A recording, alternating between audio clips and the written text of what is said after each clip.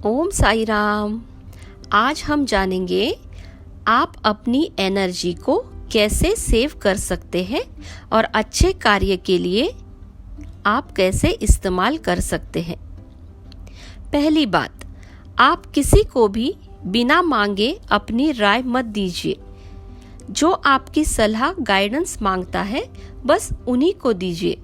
यहाँ आपकी एनर्जी अपने आप सेव होगी। आप कई बार ज़्यादा अनवांटेड बोल देते हैं।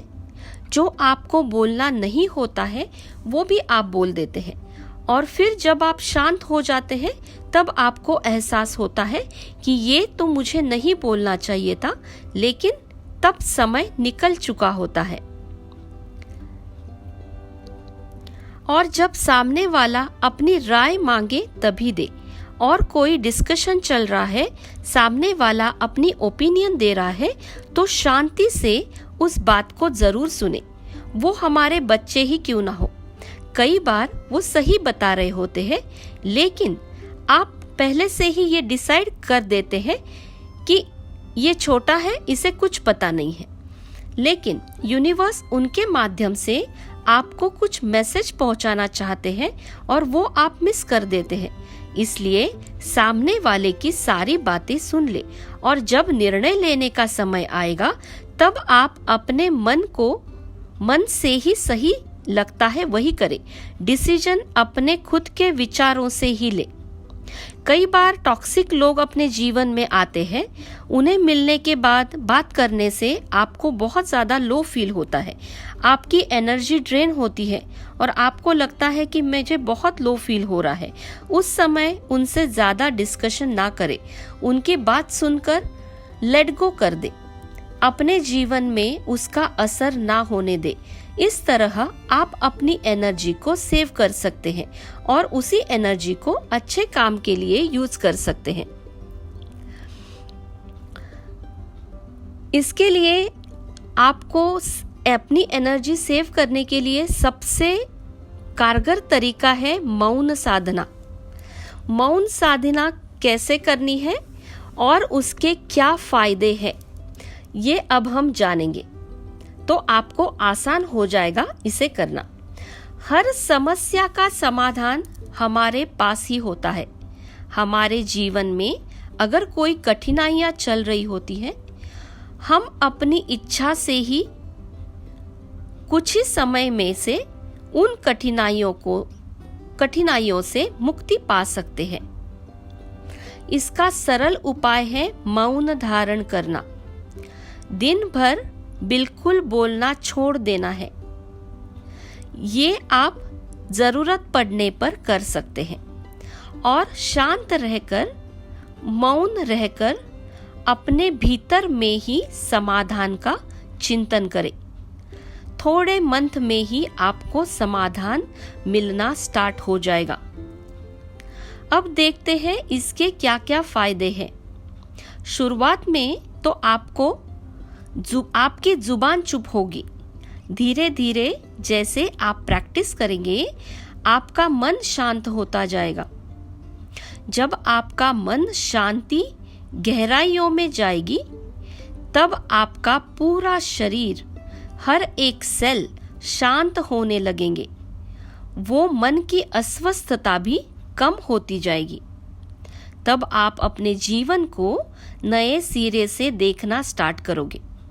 लेकिन इसमें एक बात का ध्यान रखना है कि अपनी सांसों पर आपका ध्यान होना चाहिए।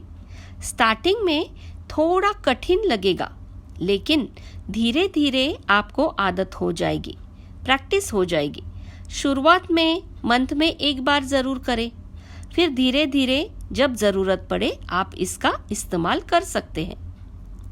हमें बोलने की मुभा है, इसलिए हम कई बार बहुत कुछ ज़्यादा जो ज़रूरी नहीं है वो बोल देते हैं। जो भी मन में आता है वो बोलना स्टार्ट करते हैं और बोल देते हैं। लेकिन मौन रहने से चीज़ें बिल्कुल बदल जाती हैं। जिस दिन आपका मौन व्रत होगा तब सिर्फ लिखकर बात कर सकते हैं, लेकिन सिर्फ वही लिखें जो बहुत ज़्यादा ज़रूरी है। हमारे बोलने से जीवन कितना आसान होता है, लेकिन जब आप मौन धारण करते हैं तब आपको ये एहसास होगा कि हम दूसरों पर कितना निर्भर हैं। मौन का एक फायदा होता है कि आप दूसरों को ध्यान से सुनते हैं। एक महत्वपूर्ण फायदा ये होता है, मौन धारण करने से जब आप बोलते हैं तो आप फोन पर बातें करते रहते हैं, वो आपकी दूसरी इम्पोर्टेंट कामों से आपको डिस्ट्रैक्ट करता है जो हम फोन पर बातें करते हैं। मौन से आपका ध्यान केंद्रित होगा, आप डिस्ट्रैक्ट नहीं होंगे। मौन की साधना करने से आपका मन एकदम शांत होने लगेगा।